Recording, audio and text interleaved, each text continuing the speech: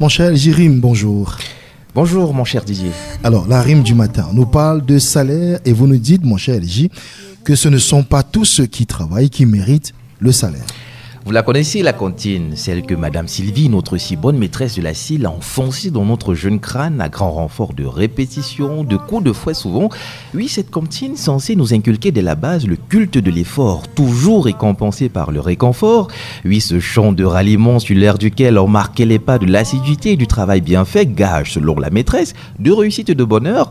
Cette cantine qu'on répétait en chœur et qui mettait en garde les paresseux, ces petites cigales qui se jouaient les malignes pendant les cours, en comptant sur les tontons et les tantines, une fois que le poids des années commencerait à peser, cette cantine qui faisait « qui n'a pas travaillé n'a pas droit au salaire ». Oui, cette cantine-là, elle vous revient maintenant. Et là, on se rend compte que notre tante Madame Sylvie ne nous avait pas tout dit. Oui, d'accord, on avait compris que qui refusait de faire travailler sa tête, son corps ou ses mains trouverait malheur en chemin. Mais ma pauvre dame, vous avez oublié de nous dire que tout travail ne donnait pas systématiquement droit au salaire, qu'il ne fallait pas juste suer sang et eau, se battre comme un beau diable, ou même d'avoir le cœur à l'ouvrage. Oui, ça ne suffirait pas toujours.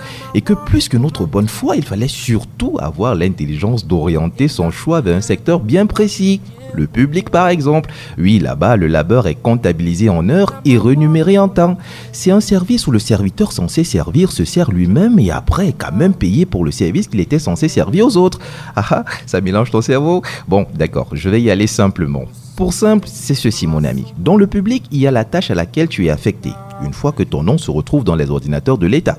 Que cette tâche soit faite ou pas, chaque fin de mois, tu reçois un joli message qui te dit gentiment que tu es prié d'aller récupérer ce qui est à toi dans ces grosses machines numériques qui crachent des billets. Mais en dehors de ça, il y a aussi le choco. Ce régime de plantain, ce coq du village ou cette enveloppe que toi, le serviteur au service du peuple, dois recevoir chaque fois que tu signes une attestation, mets le tampon de la République sur une demande ou approuves une recommandation.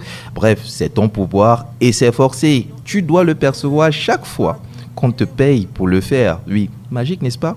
Ils appellent ça l'article 2. Tu vois maintenant, mon ami, la différence entre aller en classe et aller à l'école. Parce que quand tes copains de classe qui arrivaient loin derrière toi en termes d'intelligence livrex te disaient qu'ils avaient donné 10 millions à l'élite du village pour que celui-ci chuchote leur nom aux recruteurs de la gendarmerie, de la police, du BI, de l'ENAM, de l'école normale, bref, de toutes ces portes qui débouchent sur le boulevard de la fonction publique, et que pendant ce temps, toi, avec tes diplômes flanqués de la mention très bien ou excellent, tu leur répondais que tes principes te l'interdisent, que tu es un disciple de l'excellence et que ce qui est à toi, tu dois le mériter, que l'entrepreneuriat est nanani et nanana.